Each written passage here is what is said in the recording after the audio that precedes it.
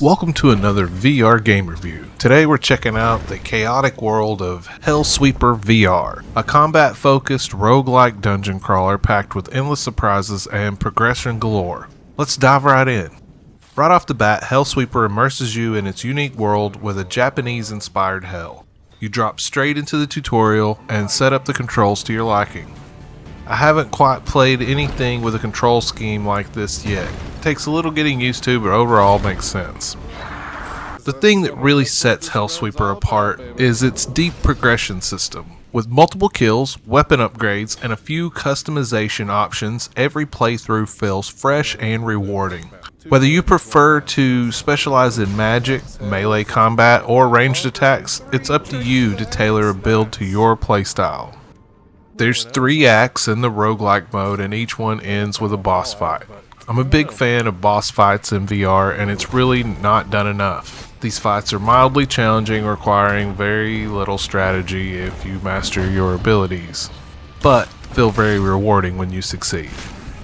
Hellsweeper offers co-op gameplay, allowing you to team up with your friends for adventures. I didn't get to test this feature because I have no friends interested in this game. Hello? Hi? Anyone? Come on. Hello? Hi. God, it's unbelievable. Does anybody want to experience this? Anyone want to experience me? For real? But it's a feature definitely worth pointing out and could be very rewarding. The layout of the overall game is good and heavily rewards and encourages replayability. There's lots of perks and tons of weapon options, so there's lots of ways to customize your playstyle. The roguelike gameplay loop with an endless mode really keeps you playing for as long as your heart desires. New features are still being added, which is always a major positive.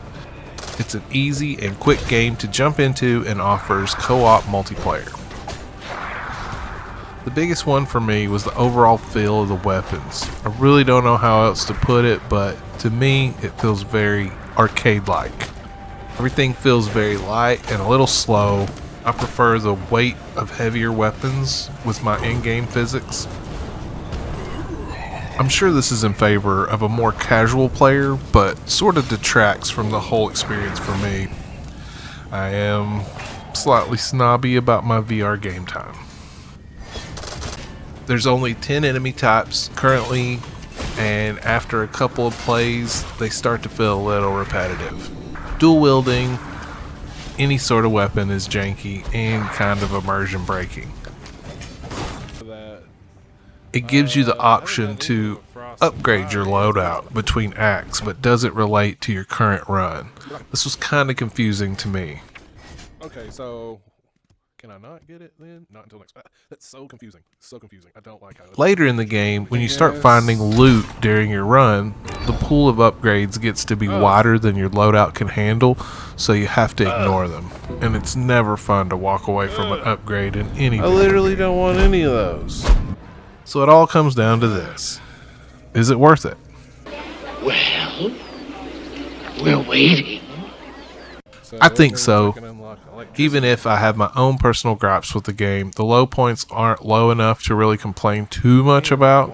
Replayability alone really elevates this game, and I'm very glad I waited for it to go on sale, but you can definitely sink a lot of hours into this game, and that alone makes it worth it. Hey, thanks for sticking around this long. I think I'm going to start a new trend with my game review videos. For each 1,000 views this video gets over the next couple months, I'll buy a copy of the game for some lucky viewer that leaves a comment. It's really that simple. So share this with your friends and support the channel. See you next time.